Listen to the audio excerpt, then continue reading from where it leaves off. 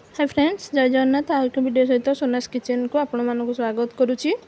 आज मुझे घरे उपाय आम गुआ घी प्रस्तुत कर वीडियो शेयर करुच्ची। आपको पसंद आसो लाइक करदे, चैनल को सब्सक्राइब करने को जमा भूलें और पाखे थे बेल आइकन बटन को क्लिक करदे। तो चलतु वीडियो को स्टार्ट करवा। तो देखु एठारे मु 7 दिन सर को ये स्टोर करी फ्रिज रे रखी थी। तो देखो ये फ्रिज रे ही रखा पड़ो, फ्रिज रे न रखिले नष्ट हो। तो आम आराम से घरे सहज उपाय अति कम टाइम मध्य घी प्रस्तुत करी एयर कंटेनर बॉक्स भितर आराम से रखिपर। तो देखो ये मुझे ब्लेंडिंग जार नहीं जाइए, से पानी देदेली और स्टोर कर रखि सर गुड़िक पकईदेली। तो आपण मैंने सर रू क्रीम बनई पारे।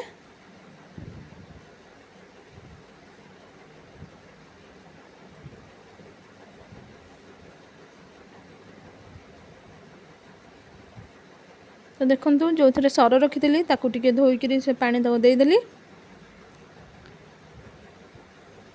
एबे देखु मुझे स्टेप 1 रे रखिक 1 मिनिट पर्यंत ग्राइंडिंग करदेवी।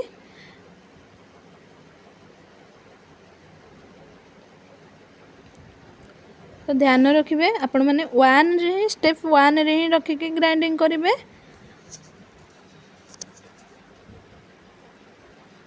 तो देखु एठारे पाखापाखि मत 1.5 मिनिट लगिला।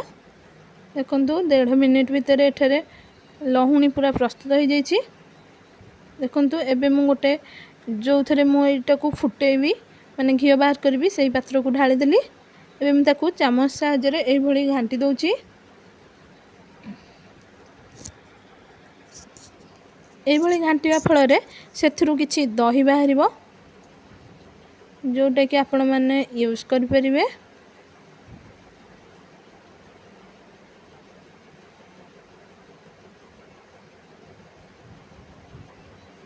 तो देखु एठारे दही बाहरी पड़ा।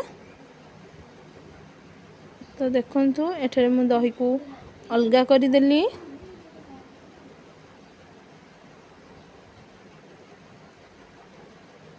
देखु एठारे लहुणी प्रस्तुत हो गला।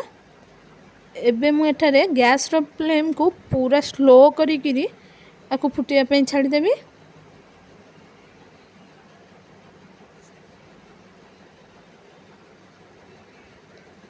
तो देखु बटर तक मेल्ट करने को लगिलानी।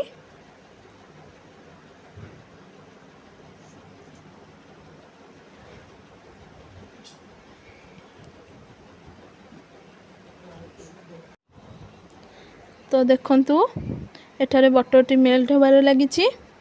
ध्यान रखिए गैस को जमा भी हाई रखिएनी कि मीडियम भी रखिएनी, पूरा स्लो ही रखिए।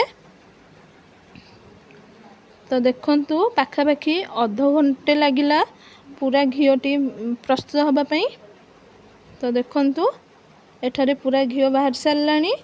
तो एबे मुझे ये गोटे स्टील एयर कंटेनर रे कवर करके रखुची।